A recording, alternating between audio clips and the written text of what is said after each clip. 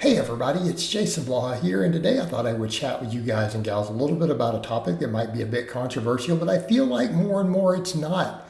It's not controversial so much anymore other than in a few circles.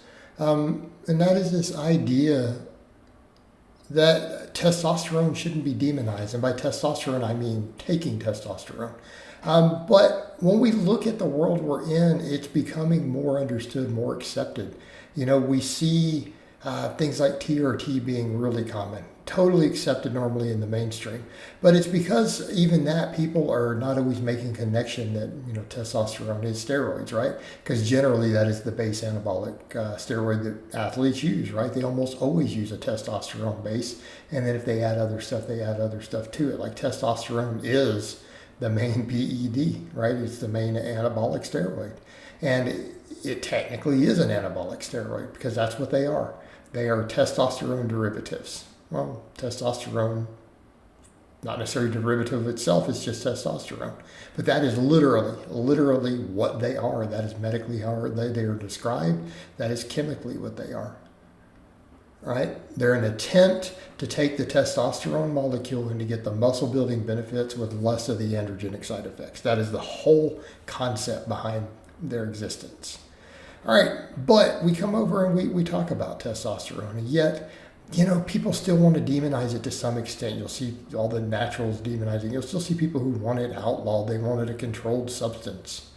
But we're in a society where McDonald's is legal, alcohol is legal. And I've put that status up before, so I had someone say, okay, no, I agree at this point.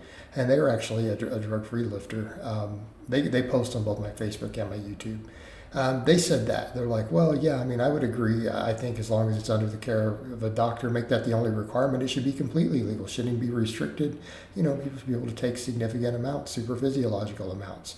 To which I replied, well, that's well and good, but alcohol is objectively more dangerous than testosterone. It's objectively more dangerous, and we don't require medical supervision to buy alcohol. You can walk in. All you have to do is be 21. Why can't we have the same standard in place? And people say, what about these bodybuilders dropping dead? Do you think they're just using a bit of testosterone? Okay, those bodybuilders dropping dead are on 12, 13 different drugs. Okay, and they often mix recreational drugs with them. They're not just using a bunch of testosterone. Like, seriously, to have those risks, people would have to use a lot of testosterone. Okay? And that's where their confusion is. They'll see certain people with these health issues and they don't understand the ridiculous copious amounts of stuff they're putting into their bodies. Okay? They're not using the amounts of testosterone your local gym rat's using. They're sometimes using 20 times that amount. And that's a lot since you have to get it in the body. That is the equivalent of saying, well, that's our excuse to outlaw alcohol. And we can make a lot of reasons to outlaw alcohol. But we wouldn't take the example of, well, there have been people who have literally drank themselves immediately to death, the alcohol intoxication to the point where they died.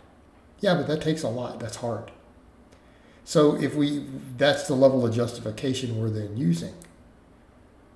Because it's not just abuse at that point, it's extreme abuse. So bodybuilders who are having these problems, it's not just abuse, it's not use, it's not even abuse, it's extreme, excessive abuse. It is the equivalent, if you were to put it in alcohol, to a person who drinks 2 whole fists of whiskey and a 12-pack of beer every night, 7 nights a week before bed. You would hear that and go, that's insane. Well, the amounts of stuff these people are putting in their bodies is at that level. It's that insane.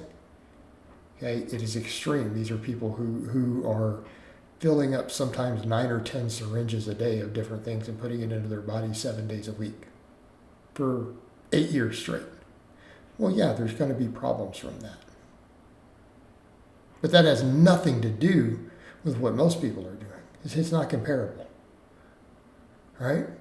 We're not even talking about just super physiological, because I think we can make the case for that. Most of the research on even super physiological amounts of testosterone, human clinical trials in the U.S., done in the lab, generally found side effects pretty mild, negative health effects pretty mild. Definitely less than alcohol.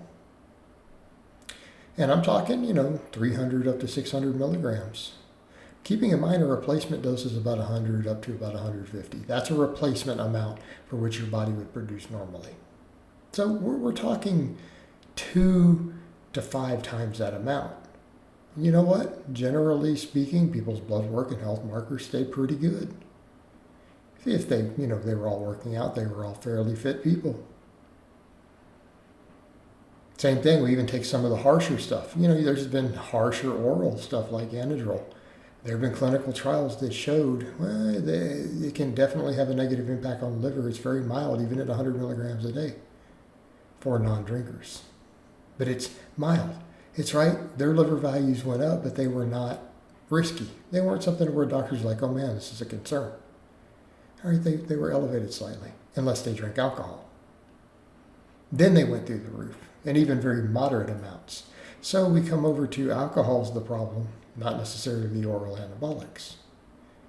Because the effects are there, but they're reasonably tolerable. They're fairly mild. I don't want to say they're perfect. They're lower risk until alcohol enters the equation. So what's the wild card here? The alcohol. Yeah, they found 1 to 2 drinks a week, took those same liver values and pushed them to a dangerous level, an unacceptable level, to where doctors were like, yeah, this is a problem. So again, we come over with, is the problem the anabolics or is it people's alcohol abuse? And that's what we find. Almost all the negative effects of moderate testosterone or anabolic use are all exacerbated by bad lifestyles. People with good lifestyles, non-drinkers, people who don't sit around eating huge amounts of junk food, they're mild to nearly zero. Until you introduce all these terrible lifestyle factors. Yet here's the problem.